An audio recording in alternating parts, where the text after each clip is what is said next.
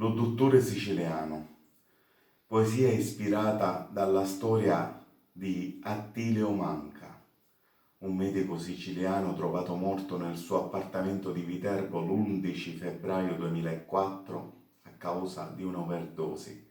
Per i suoi familiari è stato ucciso per aver operato l'ultimo padrino a Marsiglia. Questo si evince dal web. Lo dottore siciliano. Certe vicende t'agghiacciano lo sangue un tuo cuore e ti strantoliano la coscienza ca fresia e poerole. Ti senti la bocca azzurbusa e amara come lo fele, come una pecedda dentro nero senza lo somele.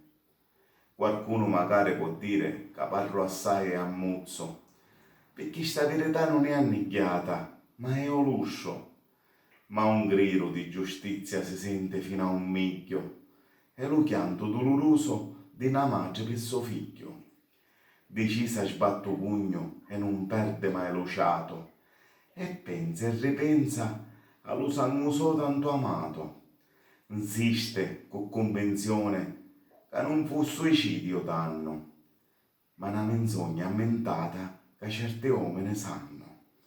Umile e professionale, curava le cristiane coi suoi ireta, e mai s'avesse giocato mettendo fine alla sua vita, perché era felice di tenere le pere in questo mondo e voleva bene a tutto chi ci ferriava intorno.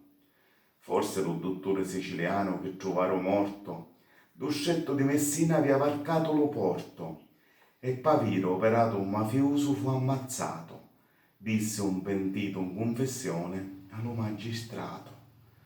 Iddu l'aveva visto in tala faccia e poteva parlare, e per questo motivo Cosa Nostra lo fece giustiziare. Non c'era remissione, nulla lo poteva salvare, e con overdose dallo cielo lo fecero volare.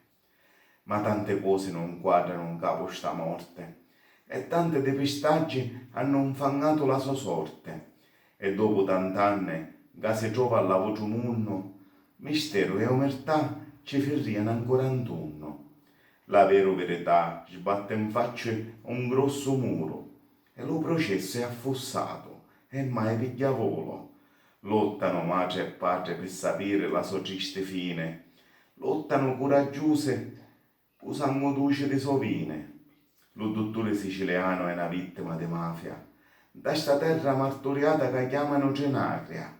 Qualcuno sape e non parla, forse per scanto, e sta vicenda di certo per nudo è un vanto. Smuovemo le coscienze davanti alla sua sorte, gridiamo giustizia, sbattendo pugno forte, forte di denuncia per sto sangue sciaminato, un appello di salvezza allo popolo e allo Stato. Lo dottore siciliano, poesia di Francesco Villeci.